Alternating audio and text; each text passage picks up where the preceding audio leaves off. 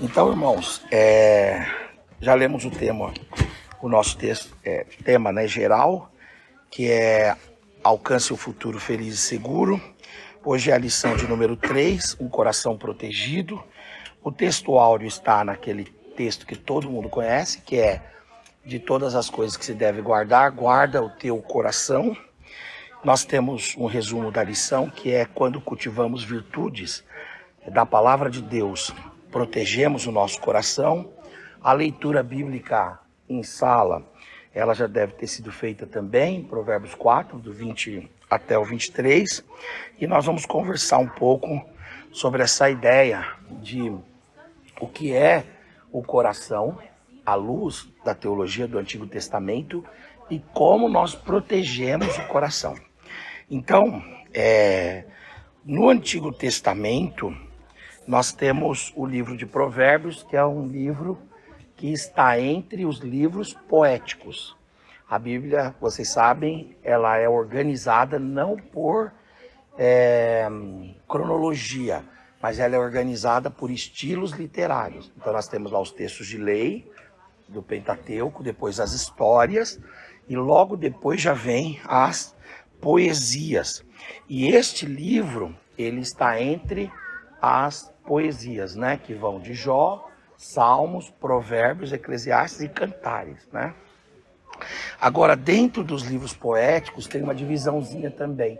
Tem os livros puramente poéticos e tem os livros chamados de sapienciais. O que quer dizer isso? São livros de sabedoria, e destes dois se destacam: Eclesiastes e também o livro de Provérbios, tá?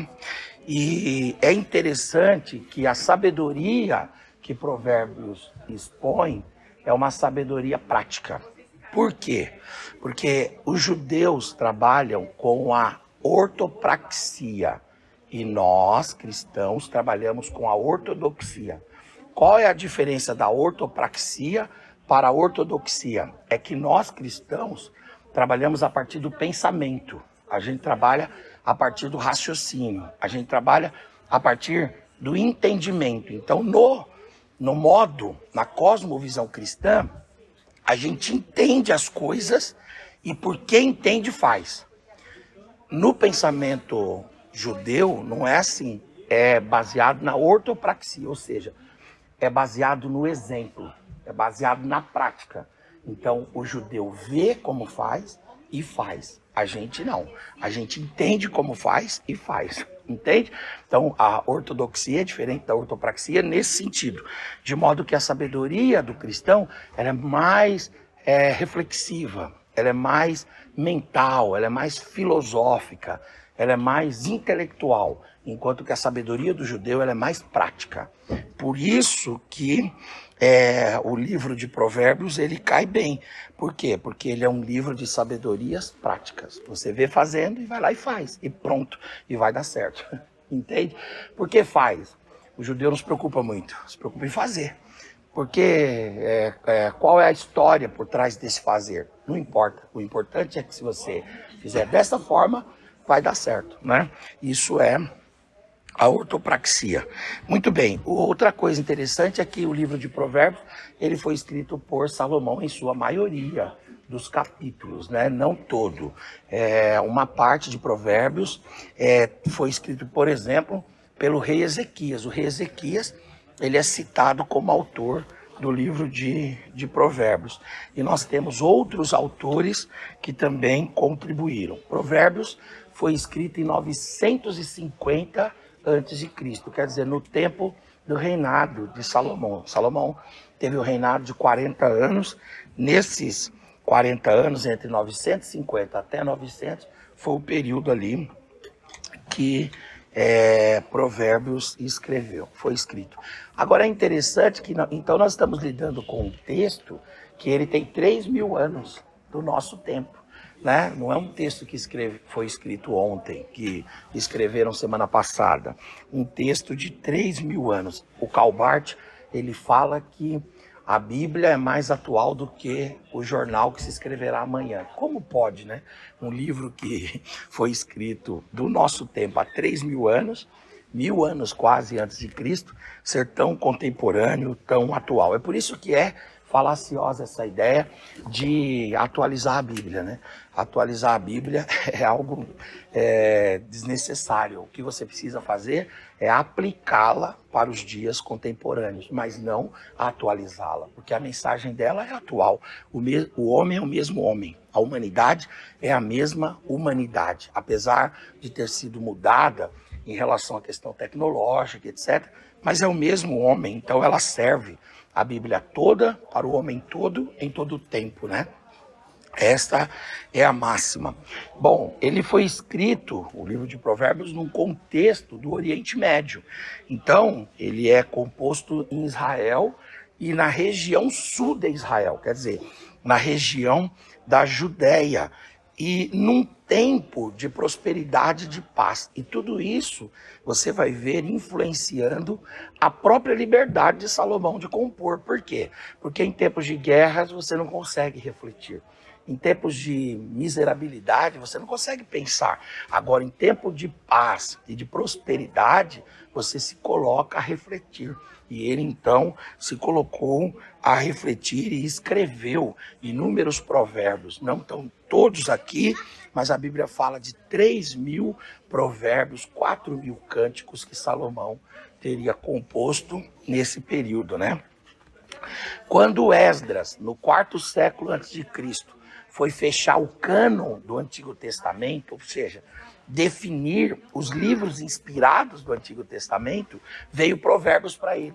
E ele fez uma análise em Provérbios e ele chegou à conclusão que Provérbios é um livro inspirado. E aí colocou Provérbios no cânon e a gente tem hoje Provérbios na Bíblia, né? No Antigo Testamento. O capítulo 4 de Provérbios, que é o capítulo que nós estamos baseando a nossa aula, ele é um capítulo de autoria de Salomão. E ele gira em torno de um diálogo. Que diálogo é esse? É o diálogo de um pai com filhos, né? É como se o pai sentasse com os filhos, não para brigar, não para simplesmente cobrar os filhos em relação a alguma conduta, mas o pai senta-se com os filhos para dar conselhos para os filhos. Esse é o contexto. E qual é a ênfase da conversa? O que o pai está conversando com os filhos? Ele conversa vários assuntos nos 27 versículos, mas qual que é a ênfase? A ênfase é: vocês precisam buscar sabedoria. Vocês precisam, primeiro, identificar que existe sabedoria. Segundo, vocês precisam buscar sabedoria. E quando vocês buscam sabedoria, ela tem uma consequência natural, que é uma vida de piedade, uma vida de justiça, uma vida de retidão. E ela protege vocês. Essa vida de piedade e vida de retidão protege. Então, ele fala, olha, você não pode viver a sua vida sem refletir que há sabedoria. Existe um padrão de sabedoria que precisa ser percebido. Outra coisa, existe uma sabedoria que precisa ser buscada, ela precisa ser investigada, ela precisa ser perscrutada, ela precisa ser perseguida, entende? E ela precisa ser amada. E lá no capítulo 9 ele vai falar assim: pega essa sabedoria e ata ela no seu coração, no seu pescoço, entende? Coloca ela no coração e no pescoço, quer dizer, anda com a sabedoria, tá? Outra coisa, aí ele vai e fala, quando ele está descrevendo ali a respeito da sabedoria, o verso 23, que ele diz que viver sabiamente é viver guardando o coração. Por isso que ele fala, né? Sobre tudo que se deve guardar, guarda o teu coração, porque dele procedem as saídas da vida. E a nossa aula hoje, ela tem como escopo exatamente isso. Definir o que é esse coração e como é que se protege esse coração, né? Vamos começar então pelo conceito bíblico de coração. Compreendendo Provérbios 4, com os seus 27 versículos, o próprio comentarista da revista, Marcelo Oliveira, né, ele divide em 3 partes. Do versículo 1 ao 9, do versículo 10 ao 19 e do versículo 20 ao 27. De 1 a 9, a sabedoria é fundamental e o pai se esforça para transmiti-la aos filhos. Esse é um papel paternal. A paternidade tem a ver com isso, com ensinar. Mas esse é um papel também pastoral. O pastor precisa ensinar. Saiu uma pesquisa nos Estados Unidos dizendo que os pastores com ministérios mais longevos numa igreja, pastor que ficou mais tempo numa igreja, mantendo a qualidade da igreja e sempre crescendo a igreja, foram pastores que se dedicaram ao ensino. Mais do que pastores que se dedicaram a eventos. Pastores que se dedicaram a eventos foram oscilantes. A igreja virou uma sanfona. Mas pastores que se dedicaram a ensinar foram pastores que tiveram ministérios mais longevos, em franco crescimento, sempre crescendo um pouquinho e estabilizando. Então, esse é um papel pastoral. Mas esse é um papel também cristão. Por que é um papel cristão? Porque Jesus falou lá, na grande comissão, em Mateus 28, ele fala assim, ó, vão por todas as nações. Aí ele diz lá, fazendo discípulos e ensinando. Então, recai sobre cada um aqui, mesmo que você não seja professor de escola dominical, mesmo que você não seja pastor, você é discípulo e recai sobre o discípulo esta responsabilidade de ir, fazer outros discípulos e não fazê-los e jogá-los no mundo para que o próprio mundo os ensine. Fazer discípulos e ensinar esses discípulos, entende? Então é preciso discipular. Isso é uma marca do cristão. O cristão, ele começa já a ensinar. Aqui nós temos o nobre Ricardo, Rodrigo. O Rodrigo vai ser ensinado. Você vai ser ensinado por professores como eu e outros que nós temos aqui. Mas você vai ser ensinado por cada um desses irmãos aqui que estão há mais tempo. Vai ser ensinado a orar, vai ser ensinado a como ler a Bíblia, a questão do culto, a questão dos valores da fé. Por quê? Porque essa responsabilidade recai sobre cada um aqui. Cada um aqui é professor. E depois, Rodrigo, pasme você que daqui a pouco você vai estar ensinando também. Aí você diz, eu não. Vai. E isso não vai acontecer de forma compulsória. Isso vai acontecer de forma natural. Daqui a pouco você vai estar ensinando, você vai estar falando, ó, faz assim, entendeu? Então, esse é um dever de todos nós. E os primeiros 9 versículos, eles se debruçam sobre isso. Sobre o pai querendo transmitir sabedoria aos filhos. A coisa mais linda que tem é você transmitir conhecimento. E você receber conhecimento também. Isso é maravilhoso. Depois dos versículos 10 até 19, o pai, ele vai levar os filhos a entenderem que a vida é binária. E em que sentido há essa binariedade da vida? A vida é binária no sentido de ter o certo e o errado, o justo e o injusto, o verdadeiro e o falso, o pio e o ímpio, viver piamente e viver impiamente. Então ele vai levar os filhos a compreender isso aí. Isso é necessário também a gente deixar bem claro e ter isso muito bem definido. Há muitos caminhos, sem dúvida, mas todos os caminhos desembocam, obrigado Dudu, Deus abençoe, todos os caminhos desembocam nos mesmos 2 caminhos, nas mesmas 2 saídas, que é a saída da vida e da morte, da bênção e da maldição, da justiça e da injustiça, da verdade e da mentira. No caso aqui, ele usa a palavra piedade e a palavra impiedade, né? Então ele vai usar piedade e impiedade, mas ele está falando desses 2 caminhos.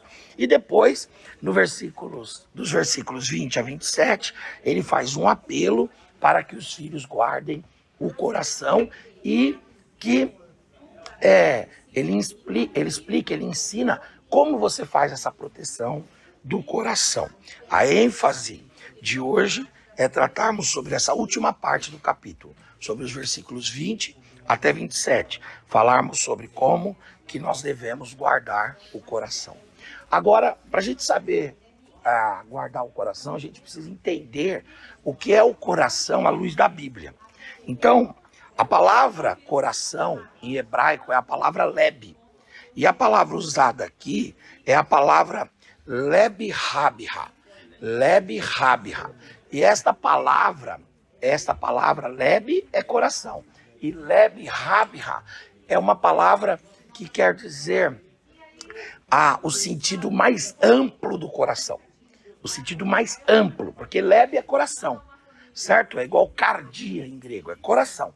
Mas aqui é Leb Rabha, quer dizer, é um termo, é como se fosse uma complementação, entendeu? O coração integral, o coração pleno, o coração total. E esse coração total, ele é um coração metafórico, não é um coração literal. Porque o coração literal, ele é só Leb, entende? E o que significaria esse coração Leb? Leb é um coração de carne, é o órgão, né? É esse músculo que nós temos. Tem hora no Antigo Testamento que a Bíblia vai usar a palavra Leb, a palavra coração, no sentido mais ordinário. Quer ver? Vamos ler um texto aí, que é 2 Reis 9:24. Aí está o coração no sentido mais original, mais literal, mais essencial. Vamos ler aí. 2 Reis 9:24. Quem pode ler para nós? Jeú entesou um arco com toda a sua força e feriu o Jorão entre os seus braços. E a flecha saiu no seu coração e ele afundou-se na sua carruagem.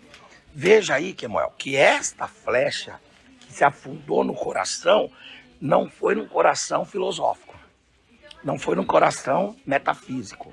Aí é o coração literal, é o órgão. A flecha atravessou o coração do sujeito, né? Dilacerou o órgão, tá? Então tem hora no Antigo Testamento que a palavra coração, ela tem a ver com Leb, de forma mais simples mesmo, entendeu? A coisa mais simples é o coração, é esse órgão, né? Que a gente tem, beleza? Mas a maior parte das vezes, tanto no Antigo quanto no Novo Testamento, que a palavra coração vai aparecer, não é no sentido literal. É no sentido ilustrativo, no sentido de alegoria, no sentido metafórico. Então, algumas vezes, a palavra coração, ela vai designar a alma do homem, o interior do homem, de forma completa, igual aparece em Provérbios. Aqui em Provérbios 4:23, na verdade, a palavra coração, sabe o que significa ali? Ela é a alma, ela é a alma. É o homem por completo, é o homem no seu todo. Agora, em outros momentos, a palavra coração vai se referir às partes desta alma. Então, vamos ver do que uma alma é composta. A alma é composta, a alma é o espírito, né, por natureza. Ela diz respeito ao interior do homem. E a alma, ela é composta de razão, ela é composta de emoção e ela é composta de volição. Então, o coração, às vezes na Bíblia, é usado como a alma toda, igual Provérbios 4:23. De tudo que se deve guardar, guarda o teu coração. É como se estivesse dizendo assim, de tudo que se deve guardar, guarda a tua alma. Agora, tem hora que a palavra coração vai designar partes desta alma. Então vamos ver alguns momentos em que coração está relacionado a partes da alma. E aí eu já falei das partes da alma, razão, emoção e vontade. Tem hora que o coração é a sede das emoções. Vamos ver. Salmo 13, verso 2. Quem pode ler para nós? 13, verso 2. Salmo 13, verso 2. Até quando terei inquietações e tristeza no coração dia após dia? Veja que ele fala aí que o coração aparece aí como sede do que aí? Sede das emoções, que ele fala. Até quando eu terei o quê? Inquietações e tristeza. Aí ele diz, aonde está a sua inquietação e a sua tristeza? Ele diz, está no meu coração, né? Então, coração aparece aí como a sede das emoções, né? E a gente sabe que a sede das emoções é a alma. Então ele apareceu como uma parte dos elementos da alma. Quer ver outro texto? Esse é bem conhecido. Provérbios 15:13. Provérbios 15:13.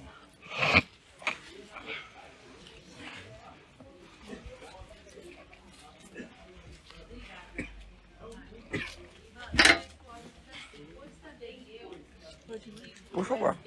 O coração alegre embeleza o rosto, mas com a tristeza do coração o espírito se abate.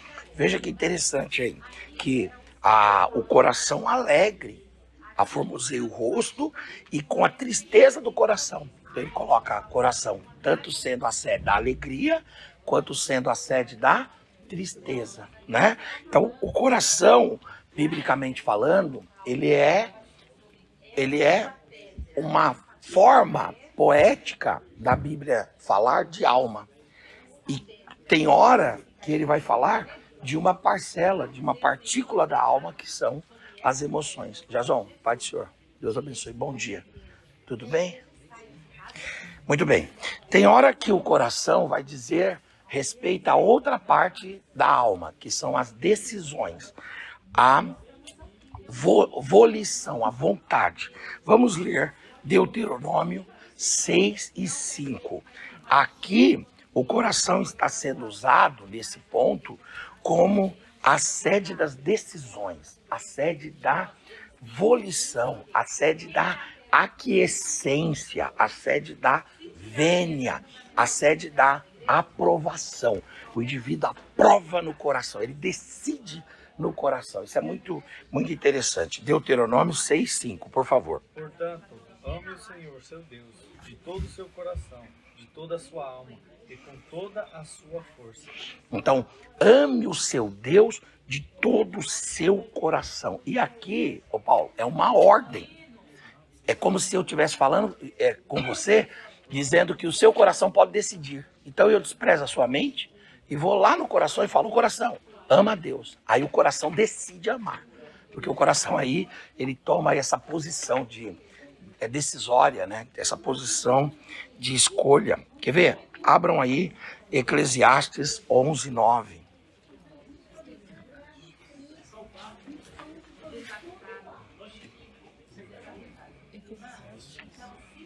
Eclesiastes 11:9. Alegra-te, jovem, na tua mocidade, e recreie-se o teu coração nos dias da tua mocidade, e anda pelos caminhos do teu coração e pela vista dos teus olhos. Sabe, porém, que por todas essas coisas te trará Deus a juízo. Ele fala assim: anda pelos caminhos do coração. O que quer dizer isso? Os caminhos eleitos pelo coração. Os caminhos escolhidos pelo coração. Aqui ele está falando que o coração tem capacidade decisória. O coração tem possibilidade de decidir. É claro que ele está falando aqui do coração como alma e do coração como aquela parte da alma que é responsável pela decisão, pelo arbítrio, pela escolha, né? Pela capacidade de apetecimento, capacidade de decisão. O coração decide, né? Muito bem. Agora tem hora que o coração, nós estamos falando que o coração, ele, biblicamente falando, ele é a alma. O coração é a alma. Mas a Bíblia, às vezes, mostra o coração sendo responsável por cada elemento da alma, que é razão, emoção e volição. E aqui nós temos o coração responsável pelo pensamento, pela razão. Vamos ler Provérbios 2:2.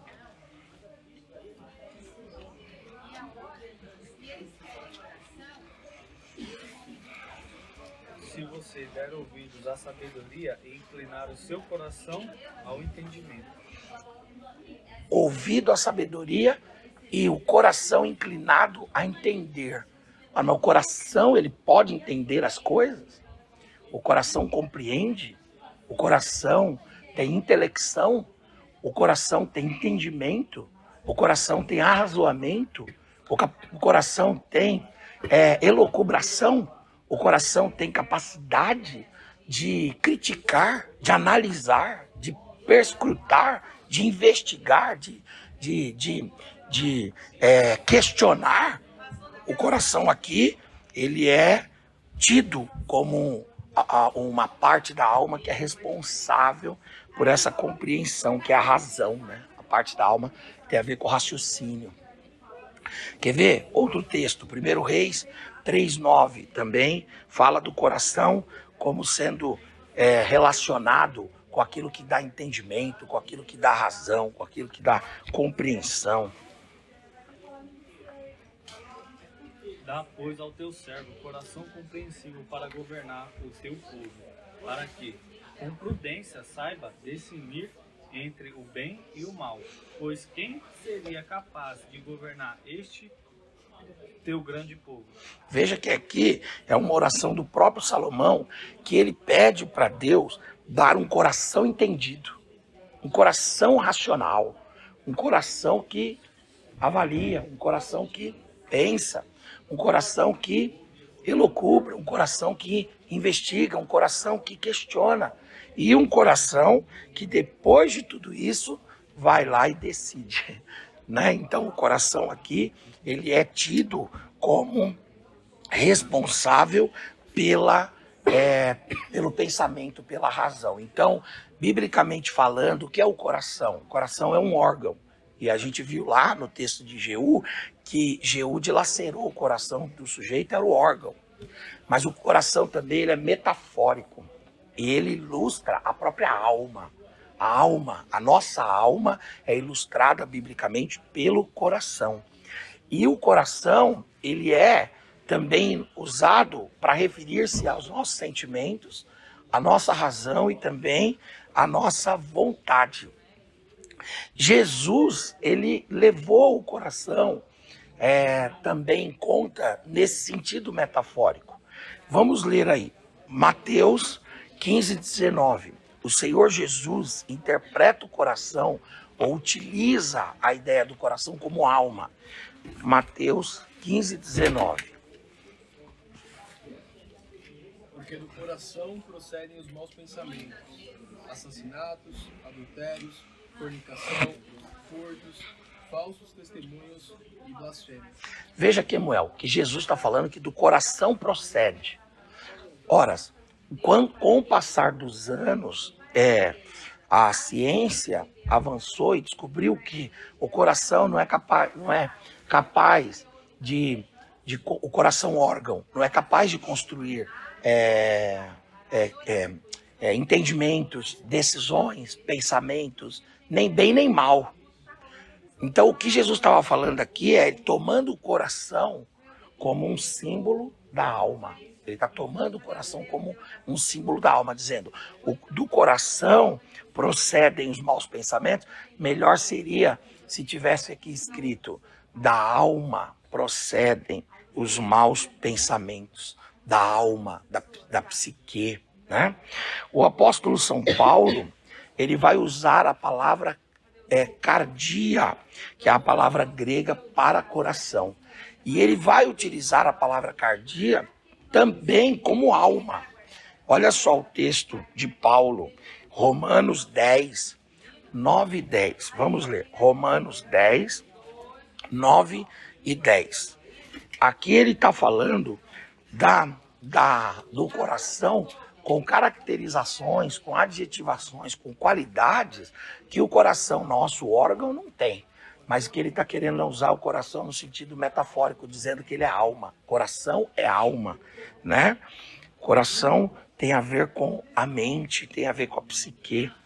Por favor, quem pode ler? A saber, se com a tua boca confessares ao Senhor Jesus e em teu coração creres que Deus o ressuscitou dentre os mortos, serás salvo. Visto que com o coração se crê para a justiça e com a boca se faz confissão para a salvação. Olha que interessante, Samara. Ele está falando aqui que com o coração você crê.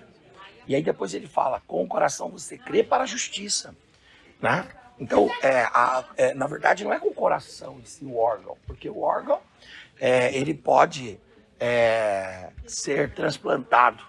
Então, digamos que Deus me livre e guarde, o Wesley tem uma insuficiência cardíaca. Tem uma insuficiência cardíaca. Aí, levamos ele lá para o INCOR. Chega lá no INCOR, tem um coração sobrando lá. Aí, o que acontece? O cardiologista chega lá, arranca o coração do Wesley e coloca o coração que está lá disponível, lá no banco de órgãos. Coloca lá no coração nele. Só que aquele outro coração não é de um crente. E aí, Wesley, vai para o céu ou vai para o inferno? né? Porque aqui, o coração dele que morreu, que era crente, foi jogado fora. E o coração novo de um pagão, de um ímpio, de um ateu, assim, radical, ativista, foi colocado nele. E aí, a gente vê o Wesley recuperando. A gente olha para ele e fala, esse cara tá crente ou não tá crente, né? Veja que não é o coração. Paulo está falando aqui do coração como alegoria, entendeu? De forma metafórica. Por quê? Porque o que ele quer dizer mesmo é sobre a alma. Ele quer dizer sobre aquilo que a alma faz. É a alma que crê. É a alma que é justificada. É a alma que compreende. É a alma. E ela faz isso através do quê? Das faculdades da alma. Da razão, da emoção e da volição. É a alma que acredita. Por exemplo, crer é um elemento tanto emocional, porque eu sinto crer. Crer é um elemento racional, porque eu decido crer. E crer é um elemento de vontade, porque eu quero crer. Entende o que eu estou dizendo? Então, o crer envolve a alma. Envolve a razão, envolve a emoção e envolve também a vontade. Então, coração de forma alegórica é a alma. No Novo Testamento, a palavra coração, ela vai ser utilizada, mas menos. Sabe qual palavra vai tomar lugar do coração para designar a mesma coisa que é a alma? No Novo Testamento, é a palavra mente. É a palavra mente. A palavra mente é a alma também. E tanto a palavra mente no Novo Testamento, quanto a palavra alma, coração no Antigo Testamento, vão significar a mesma coisa, alma. Deixa eu falar uma coisa, né? Tem uma irmã, pastora Cícera, muito simples, lá em Jandira. Aí você vai lá na casa dela e pede para ela contar, ela tá viva hoje. Você pede para ela contar um acidente que aconteceu na igreja. Os caras estavam fugindo da polícia e entraram na igreja. E aí os caras estavam perseguindo e entraram atrás. E eles foram se escondendo entre os irmãos, mas os dois morreram na igreja. E tomaram tiros na cabeça. E a cabeça, né, a caixa craniana estourou e a massa encefálica foi espalhada pela igreja. Foi uma cena, assim, de filme de terror mesmo. Sessão Sexta-feira 13. Aí, cine trash. E aí, o que aconteceu?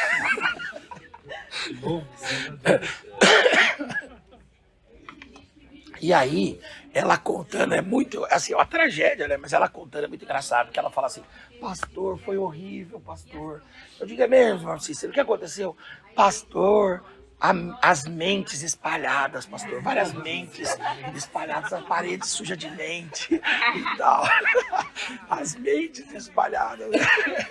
Mas não é a mente, o que ela queria falar é da massa cinzenta, né? Que é o cérebro, né? Então, no Novo Testamento é a mente, mas não como a massa encefálica. A mente no Novo Testamento não é a massa encefálica. A mente, nem a caixa craniana, nem também o córtex cerebral com essas impulsões. Não é isso. A mente no Novo Testamento é a alma, é a parte imaterial que se utiliza desse órgão para movimentar o corpo e interagir com o mundo criado através dos sentidos.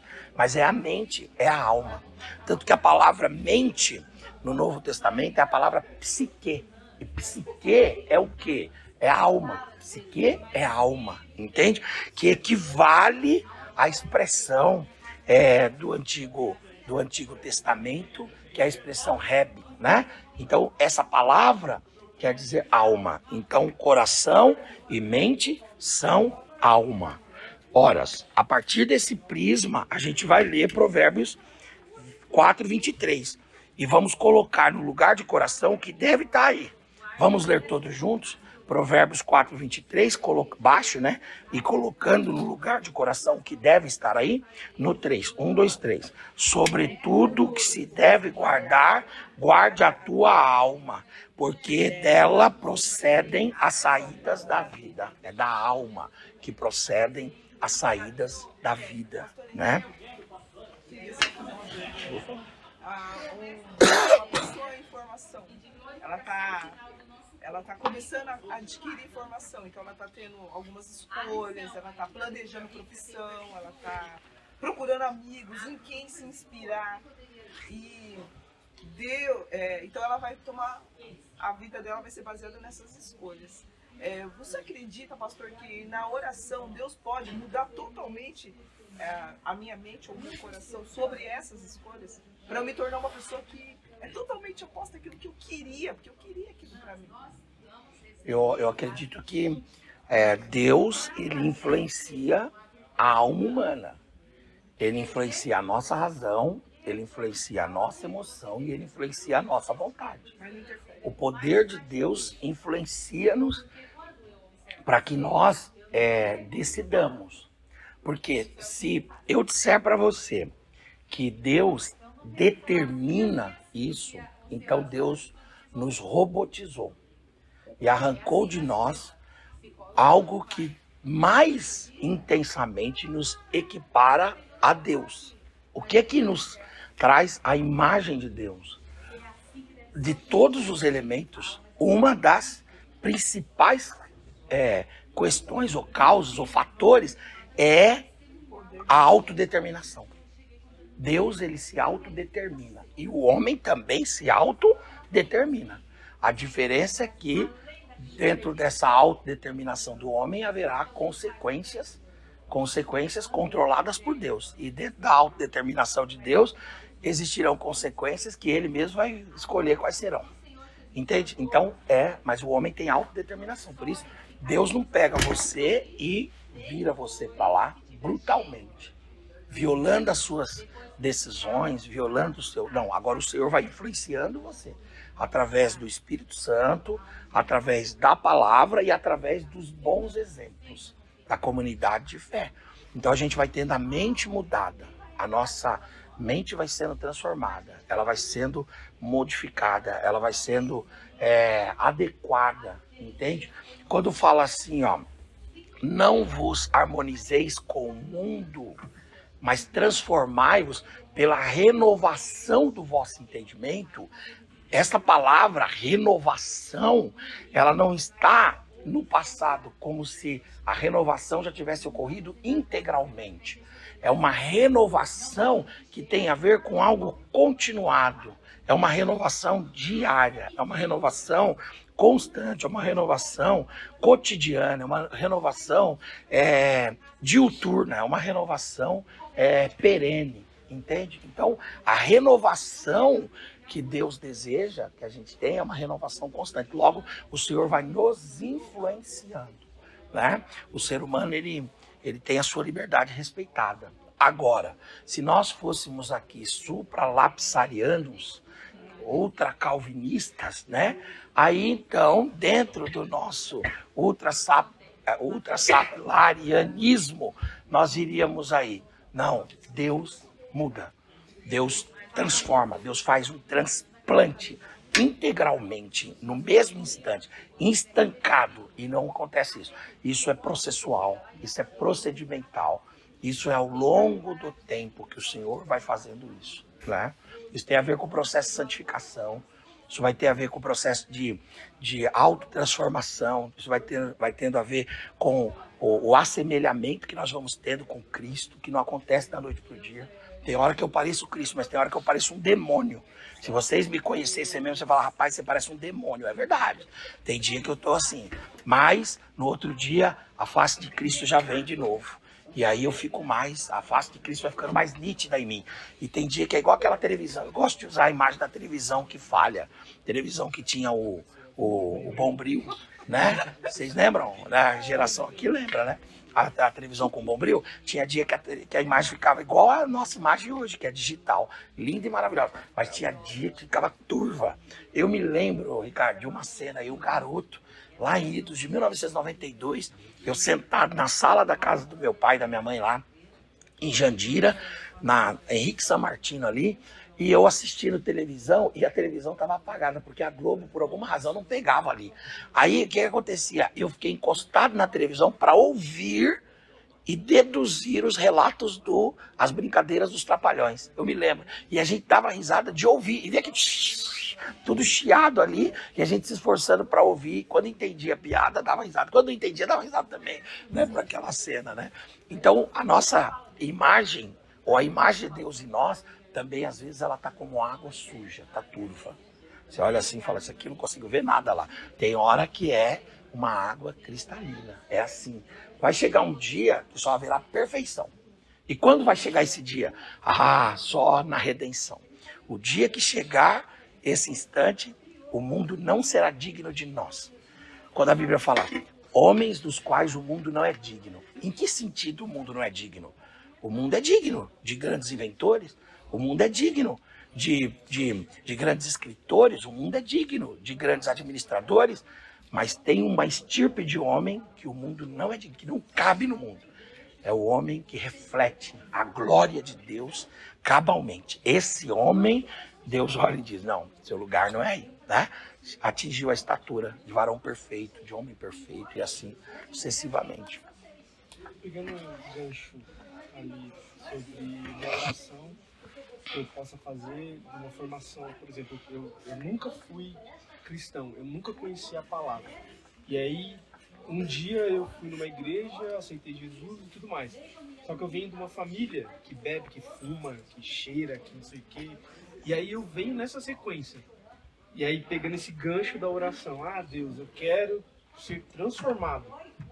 Deus tem o poder de fazer isso? Mesmo eu... Sem dúvida. Não, mas mesmo eu não tendo, por exemplo, o cara que fuma, ele tem aquela questão da nicotina.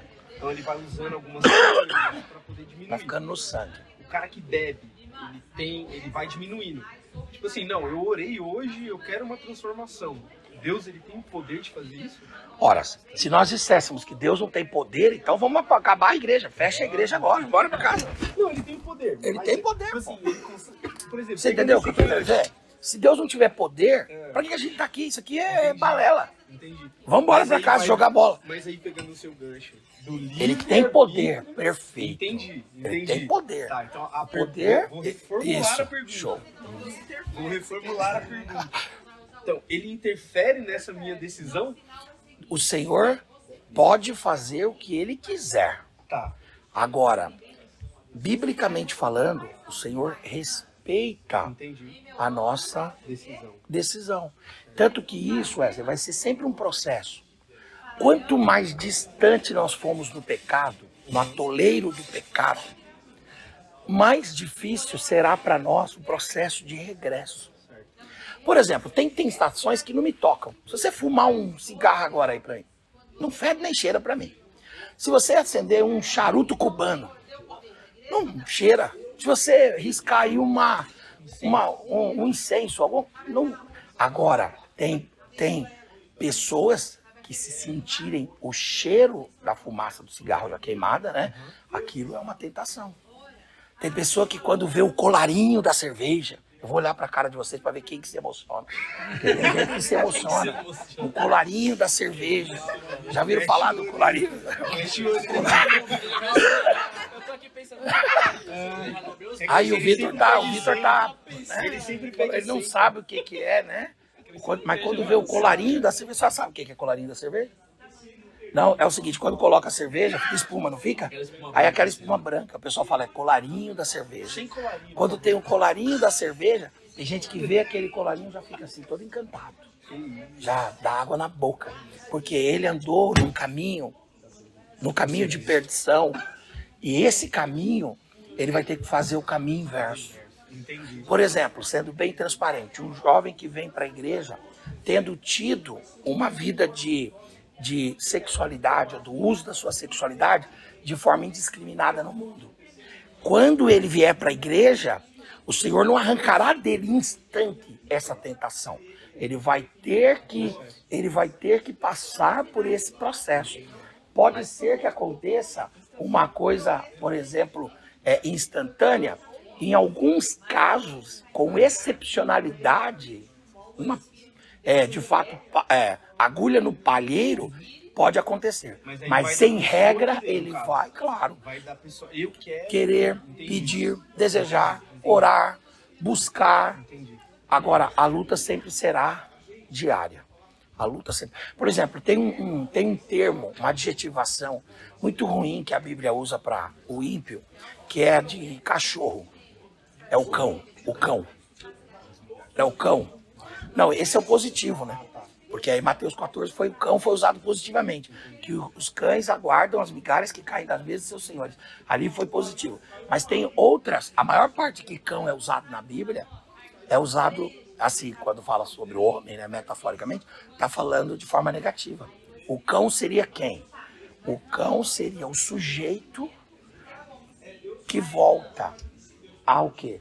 Volta ao seu pecado. Porque o cachorro tem muitas características. O homem é chamado de cão. Os cães ficaram de fora. Mas qual aspecto do cão João tem na mente quando ele coloca a palavra cão lá?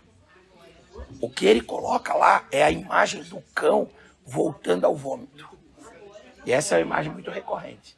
Tanto que se você chamar um veterinário, ele vai te dizer, se o cão vomitar, limpa.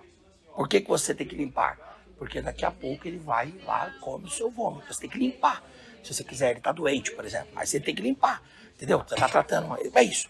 Então, por que aplica essa imagem? Porque é a imagem que acontece com o homem. É o que acontece, é a situação que acontece. O ser humano, ele volta. Ele vai de novo para aquela mesma situação. Ele volta às suas origens. E esse retornar às suas origens é uma luta diária. Deus te afastou daquilo. Deus já te libertou daquilo. Você tem que andar para frente. Você tem que esquecer das coisas que para trás ficam. E você tem que andar para frente. O que está à sua frente? À sua frente está a soberana vocação de Deus, que é o conhecimento pleno de Deus em Cristo. Então eu vou, por exemplo, se eu fumava 10 cigarros, eu vou lutando. Aí eu vou começar a fumar 8, 7, 6, 5, 4, 3. Daqui a pouco eu estou liberto do cigarro. Mas eu estou liberto do cigarro e eu preciso vigiar. Porque quem está em pé tem que cuidar para que não caia. Nós temos que ter sobriedade e vigilância em todo o tempo. Nós precisamos fazer o que a aula diz. Guardar o coração. E quando que eu tenho que guardar o coração? Todo dia. Todo dia. Eu não posso me colocar em situação de vulnerabilidade. Cada um tem que conhecer a sua vulnerabilidade e não se colocar nessa situação. Eu tenho um amigo, pastor, que ele é muito verdadeiro. E ele fala assim, meu problema é com corrupção. Eu sou corrupto. E ele diz, se eu ver uma situação para eu corromper alguém, eu corrompo mesmo. Eu pago o guardinha, eu tenho o documento, mas eu prefiro dar 50 conto pro guarda, só para ter aquela sensação de que eu corrompi, né? Ele tem esse negócio com ele. E ele ganhou muito dinheiro com corrupção. Ele diz, então essa é a minha maior luta. Se eu gosto de dinheiro, e eu vendo a minha mãe, vendo a minha mulher, vendo todo mundo para ganhar dinheiro. E eu me torno um corrupto. Ele admite isso. Isso é lindo nele. É maravilhoso. É perfeito. Por quê? Porque se você não admitir o seu pecado, dificilmente você vai se livrar dele. Dificilmente ele vai te acompanhar até o final da sua vida e talvez ele será a causa das portas dos céus se fecharem para você. Por isso você precisa reconhecê-lo, admiti-lo, confessá-lo e lutar contra ele. Paulo vai usar uma palavra. Já foi, cara? O tempo nosso? 10. Só para finalizar, então. Então, por exemplo, Paulo fala assim que ele esmurra o próprio corpo. Ele esmurra o próprio corpo. O que quer dizer esse autoflagelo de esmurrar o próprio corpo? Significa lutar contra a carne. Não é esmurrar, seu pecador, desgraçado. Falei para você não ir lá. Eu falei para você não fazer aquilo. Eu falei para você não beber. Falei para você. Não é isso. O que ele está falando é, Léo, porque a Opus Dei, que é uma ordem católica, coloca lá no autoflagelo o motivo de redenção, baseado em Paulo, que se esmurra o seu corpo, mas não é nesse sentido. O que Paulo está querendo dizer é, eu coloco freio para mim mesmo. Aquilo não é bom para mim, eu sei como eu lido com aquilo. Eu sei como eu lido, eu não vou. Eu tenho um colega que ele é interessante, ele gosta de vinho. Ele gosta de vinho não, ele foi para casa de recuperação, tudo. E aí a gente foi na casa de um irmão da nossa igreja mesmo, uma outra situação, e ele falou assim, vamos tomar um quentão. Um quentão, era período de junho, sabe? Vamos tomar um quentão. Aí, eu falei assim, cara, eu não gosto disso. Quer tomar, o problema é seu, eu não gosto disso. Eu oriento não tomar, mas vocês querem tomar, o problema é de vocês, eu não vou tomar. Aí, esse cara, perguntou para mim, né? Ele se afastou e falou assim para mim, esse irmão falou assim, por que você não toma? Eu falei, porque para mim a bebida nunca foi bem vista. Porque meu pai, por exemplo, se tornou um alcoólatra e eu vivi todas as mazelas de um alcoolismo, de um alcoólatra dentro da minha casa. Então eu não gosto, eu prefiro, se quer tomar e toma, o problema é seu, eu não tenho nada a ver com isso, né? É isso. Aí eu falei, mas e você? Por que você... Aí ele falou assim, porque eu fui para casa de recuperação. Eu era o seu pai, o alcoólatra. Então se eu tomar um vinho quente, aí, ainda que já tenha, como é que fala, evaporado todo o álcool, eu vou lembrar e amanhã eu vou estar bebendo. Eu falei, já aconteceu isso com você? Ele falou, já. Ele falou, então eu não abro brecha. É isso, eu não abro brecha, é isso, cara. Se você está sabendo que aquela situação vai te derrubar, vai te colocar no caminho do pecado, foge dela. E tem que fugir quando? Antes da coisa acontecer. Só para a gente finalizar, então, de tudo que se deve guardar, guarda o teu coração. Aí a revista, ela traz aqui de forma muito interessante, como é que a gente protege a nossa mente, a mente que no caso seria a parte racional da alma. Como é que a gente protege a nossa alma no aspecto mental, no aspecto de razão? Nós protegemos com a Bíblia. A Bíblia, sendo guardada em nosso coração, nos dá blindagens, nos dá proteções. O salmista no Salmo 119, ele falou assim, ó, como purificará o jovem o seu caminho, seguindo a Deus na forma da sua palavra. Em outro momento ele fala assim, ó, eu escondi a tua palavra no meu coração para criar uma carapaça, para criar um invólucro, para criar uma proteção e eu não pecar contra ti. Então, como é que você fortalece a tua mente? Como é que você controla os seus pensamentos? Como é que você pensa de forma sábia e entendida a partir da Bíblia? O John MacArthur tem um livro muito lindo chamado Pense Biblicamente. E como é que eu passo a pensar biblicamente? Eu preciso ler a Bíblia, eu preciso meditar na Bíblia, eu preciso memorizar a Bíblia e eu preciso estudar a Bíblia. Quando eu coloco a Bíblia no meu coração, na minha mente, eu formo lá uma proteção para a minha mente. Então, procure pensar sempre a partir da Bíblia. Ah, mas eu tenho a minha opinião. Desculpa a minha ignorância, a sua opinião não é importante. Pega a sua opinião, joga ela dentro de um saco e joga no Rio Tietê. Por quê?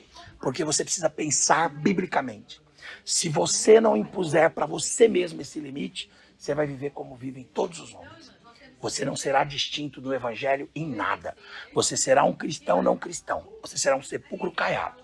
Por fora, né, bela viola, e por dentro, pão bolorento. Entende? Você não refletirá de fato, de verdade, a mente de Deus. Ah, mas eu tenho uma opinião diferente. Muito bem. Sucumba a sua opinião ante a grandeza da palavra. Mortifique a sua opinião ante a grandeza da palavra. Eu não penso assim, é duro para mim, mas eu vou ficar com a palavra. E é isso. Segunda situação, como é que a gente protege a nossa emoção? Como é que a gente protege a nossa emoção? A nossa emoção, ela é protegida a partir do desenvolvimento de virtudes. Nós precisamos treinar virtudes. Os vícios são treinados. Você já parou para conversar? Alguém aqui fumou? Já? Alguém aqui já fumou alguma vez? Já experimentaram cigarro? Alguém experimentou cigarro aqui? Não estão querendo falar? Os pais não saberem? Já experimentou cigarro? Não. Quando você experimentou cigarro a primeira vez, foi gostoso? Você tossiu, né? Quase matou você, né? Exatamente. Aí, como é que o cara parte desse quase sinistro para um fumador, um fumante inveterado? Ele faz isso através do treino. Se nós fôssemos donos das empresas de cigarro, nós diríamos, chegou ontem aqui, não sabia fumar, tossindo. Olha como fuma bem agora. Continua treinando. Continua treinando. Continua treinando. Nem tosse mais. Nem tosse mais. Ele, entende? Então, você treina os vícios. Os vícios são treinados. Da mesma sorte, as virtudes precisam ser treinadas. Entende? As virtudes precisam ser treinadas. Então, treina a bondade, treina o amor, treina a misericórdia, treina a fidelidade, treina a amabilidade, treina a graciosidade. Treina. Imponha para si mesmo esse treino. Você já foi num lugar que você não quer ir, mas você diz assim, mas eu preciso ir até lá? Já foi assim, sim ou não? Aí você levanta cansado, põe a roupa cansado, passa perfume cansado, pega o carro cansado, com vontade de não dar certo. Mas no final você vai. Não é assim? Aí você volta para casa e fala, foi bom eu ter ido lá. Apesar de eu não querer ir, mas foi bom. As virtudes são da mesma forma. Você não vai querer exercer naturalmente as virtudes, mas você precisa impor para si mesmo esses limites, entende? Essas exigências, se você não impuser para você mesmo essas exigências, você não vai desenvolver essa proteção, essa blindagem no coração. Então a gente produz proteção para a razão, na Bíblia a gente produz proteção para a emoção nas virtudes. E como é que a gente produz proteção para a vontade? Através da oração e de pedirmos muito para que o Espírito de Deus interceda por nós.